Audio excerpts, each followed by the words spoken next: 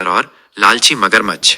किसी घने जंगल के किनारे एक विशाल नदी शांत स्वभाव से बहती थी। इस नदी के किनारे रसीले फलों से लदा एक जामुन का पेड़ खड़ा था। उस पेड़ पर चतुर और मिलनसार बंदरों का एक झुंड रहता था। उनमें से एक बंदर, जिसका नाम मोंटू था, अपनी बुद्धिमानी और हास्य विनोद के लिए पूरे झुंड में प्रसिद्ध था। नदी में एक लालची और धूर्त मगरमच्छ रहता था, जिसका नाम कालिया था। कालिया हमेशा भूखा रहता था और किनारे पर धूप सेंकते या पानी में तैरते हुए किसी शिकार की तलाश में रहता था। उसने कई बार बंदरों को जामुन के पेड़ पर उछलते कूदते देखा था और उनके रसीले फल खाने की इच्छा उसके मन में बार बार उठती थी।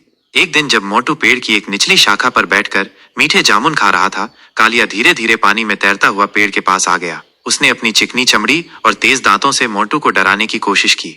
अरे बंदर, कालिया ने अपनी कर्कश आवाज में कहा, तुम उस पेड़ पर अकेले क्या कर रहे हो? क्या तुम्हें पता नहीं कि यह नदी खतरनाक जानवरों से भरी हुई है? मोंटू, जो स्वभाव से निडर था, कालिया को देखकर जरा भी नहीं डरा। उसने एक पका हुआ जामुन कालिया की ओर फेंका और मुस्कुराते हुए कहा, नमस्ते मगरमच्छ भैया, मैं तो बस ये मीठे मीठे जामुन खा रहा था, क्या आप भी थोड़ा चखना चाहेंगे? कालिया जामुन देखकर ललचा गया। उसने कभी इतने रसीले फल नहीं देखे थे। उसने जामुन खाया और उसे उसका स्वाद बहुत पसंद आया। वाह, ये तो बहुत स्वादिष्ट है, कालिया ने कहा। क्या तुम मुझे और दे सकते हो? मोंटू हंसते हुए बोला, जरूर, क्यों नहीं। ये पेड़ तो हम सभी का है। आप रोज यहाँ आ सकते हैं और जितने चाहें उतने जामुन खा सकते हैं। कालिया की खुशी का ठिकाना न रहा। उसे बिना किसी मेहनत के स्वादिष्ट भोजन मिल गया था। उस दिन से कालिया रोज नदी से आता और मोंटू उसे ढेर सारे जामुन देता। धीरे धीरे मोंटू और कालिया के बीच दोस्ती हो गई। वे घंटों तक नदी के किनारे बैठकर बातें करते, एक दूसरे को अपनी कहानियां सुनाते और हंसते खेलते। मोंटू ने कालिया को अपने परिवार और दोस्तों के बारे में बताया और कालिया ने मोंटू को नदी के अद्भुत जीवों और पानी के नीचे की दुनिया के बारे में बताया। उनकी दोस्ती गहरी होती चली गई। एक दिन कालिया की पत्नी, जो स्वभाव से बहुत लालची और ईर्ष्यालु थी, ने कालिया को मोंटू के बारे में पूछा, तुम रोज कहाँ जाते हो और क्या लाते हो? मगरमच्छी ने संदेह भरी आवाज में पूछा। कालिया ने खुशी खुशी बताया कि कैसे एक दयालु बंदर उसे रोज मीठे जामुन खिलाता है और वे अब अच्छे दोस्त बन गए हैं। मगरमच्छी को यह सुनकर बहुत गुस्सा आया। उसे बंदरों से सख्त नफरत थी और वो नहीं चाहती थी कि कालिया उनसे दोस्ती करे। उसे मोंटू के मीठे जामुनों से भी ईर्ष्या हो रही थी। तुम उस बंदर से दोस्ती तोड़ दो, मगरमच्छी ने गुस्से में कहा। वो तुम्हें धोखा दे रहा होगा और उसके पास इतने मीठे फल कहाँ से आते हैं? जरूर उसने कहीं से चुराए होंगे।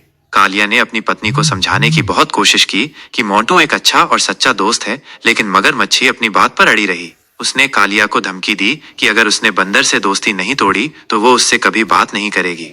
कालिया अपनी पत्नी से बहुत डरता था और वो उसे नाराज नहीं करना चाहता था, इसलिए उसने अनिच्छा से मोंटू से दूरी बनाने का फैसला किया। अगले दिन जब मोंटू हमेशा की तरह जामुन लेकर कालिया का इंतजार कर रहा था, कालिया नदी से नहीं आया। मोंटू को थोड़ा आश्चर्य हुआ, लेकिन उसने सोचा कि शायद कालिया किसी काम में व्यस्त होगा। अगले कुछ दिनों तक भी कालिया नहीं आया। मोंटू चिंतित हो गया। उसे कालिया की याद आने लगी थी और वो जानना चाहता था कि सब ठीक है या नहीं। एक दिन मोंटू ने हिम्मत करके नदी के किनारे जाने का फैसला किया। जब वो पेड़ के पास पहुंचा तो उसने कालिया को उदास बैठा देखा। कालिया भैया, क्या हुआ? आप इतने उदास क्यों हैं? क्या सब ठीक है? मोंटू ने चिंतित स्वर में पूछा। कालिया ने गहरी सांस ली और अपनी पत्नी के बारे में सब कुछ बता दिया। उसने मोंटू को यह भी बताया कि उसकी पत्नी चाहती है कि वो मोंटू को मारकर उसका कलेजा खा ले। मोंटू यह सुनकर बहुत दुखी हुआ। उसे विश्वास नहीं हो रहा था कि कालिया की पत्नी इतनी नीच और लालची हो सकती है, लेकिन उसने हिम्मत नहीं हारी और तुरंत एक योजना बनाई।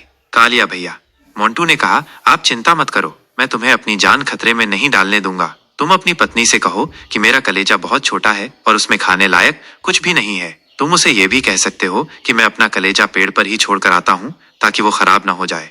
कालिया को मोंटू की योजना थोड़ी अजीब लगी, लेकिन उसके पास कोई और चारा नहीं था। उसने मोंटू की बात मान ली। अगले दिन जब कालिया घर लौटा तो उसकी पत्नी ने उससे पूछा, तुम उस बंदर को मारकर उसका कलेजा क्यों नहीं लाए? कालिया ने डरते डरते कहा, वो कह रहा था कि उसका कलेजा बहुत छोटा है और उसमें खाने लायक कुछ भी नहीं है और वो तो अपना कलेजा पेड़ पर ही छोड़कर आता है। मगरमच्छी को ये बात सुनकर गुस्सा आ गया। क्या तुम मूर्ख हो? क्या कोई अपना कलेजा पेड़ पर छोड़कर आता है? जरूर वो झूठ बोल रहा होगा। कल तुम उसे यहाँ लाना और मैं खुद उसका कलेजा निकालूंगी। कालिया बुरी तरह फंस गया था। वो अपनी पत्नी की बात भी नहीं टाल सकता था और अपने दोस्त को खतरे में भी नहीं डालना चाहता था। अगले दिन कालिया अनिच्छा से नदी के किनारे गया और मोंटू को सारी बात बताई। मोंटू ने कालिया की परेशानी समझी और उसे एक और योजना बताई। कालिया भैया, मोंटू ने कहा, जब तुम मुझे अपनी पीठ पर बिठाकर नदी के बीच में ले जाना तो कहना कि तुम मुझे अपनी पत्नी से मिलवाने ले जा रहे हो। जब हम नदी के बीच में पहुंचेंगे तो मैं तुम्हें बताऊंगा कि मैं अपना कलेजा पेड़ पर भूल आया हूं और उसे लेने वापस जाना पड़ेगा। कालिया को यह योजना ठीक लगी। उसने मोंटू को अपनी पीठ पर बिठाया और नदी में तैरने लगा। जब वे नदी के बीच में पहुंचे तो मोंटू ने कहा, अरे मुझे याद आया कि मैं अपना कलेजा तो पेड़ पर ही भूल आया हूँ। मुझे उसे लेने वापस जाना पड़ेगा, नहीं तो वो खराब हो जाएगा। कालिया ने आश्चर्य का नाटक करते हुए कहा, क्या तुम अपना कलेजा पेड़ पर छोड़कर आते हो? ये तो बड़ी अजीब बात है। मोंटू ने भोलेपन से कहा, हाँ भैया, हम बंदर तो ऐसे ही होते हैं। हम अपना कलेजा हमेशा पेड़ पर ही रखते हैं ताकि वो सुरक्षित रहे। कालिया को मोंटू की बात पर थोड़ा शक हुआ, लेकिन वो अपनी पत्नी की बात टाल नहीं सकता था। इसलिए वो मोंटू को वापस किनारे पर ले गया। जैसे ही मोंटू पेड़ पर कूदा, वह तुरंत एक ऊंची शाखा पर चढ़ गया और कालिया को नीचे से देखने लगा। मूर्ख मगरमच्छ, मोंटू ने हंसते हुए कहा, क्या कोई अपना कलेजा शरीर से बाहर निकाल कर रखता है? तुम और तुम्हारी लालची पत्नी दोनों ही मूर्ख हो। हमारी दोस्ती यहीं खत्म होती है। कालिया को अपनी गलती का एहसास हुआ। वो अपनी पत्नी के लालच में आकर अपने सच्चे दोस्त को खो बैठा था। उसे बहुत पछतावा हुआ, लेकिन अब कुछ नहीं किया जा सकता था। मोंटू ने उस दिन के बाद कभी कालिया पर भरोसा नहीं किया और हमेशा उससे दूरी बनाए रखी। उसने अपने चतुरता और बुद्धिमानी से अपनी जान बचाई और लालची मगरमच्छ को सबक सिखाया। इस कहानी से हमें ये सीख मिलती है कि हमें कभी भी लालची और बुरे लोगों पर भरोसा नहीं करना चाहिए और हमेशा अपनी बुद्धि और विवेक का इस्तेमाल करके मुश्किल परिस्थितियों से निकलना चाहिए। सच्ची दोस्ती अनमोल होती है और उसे कभी भी लालच और स्वार्थ के कारण नहीं खोना चाहिए।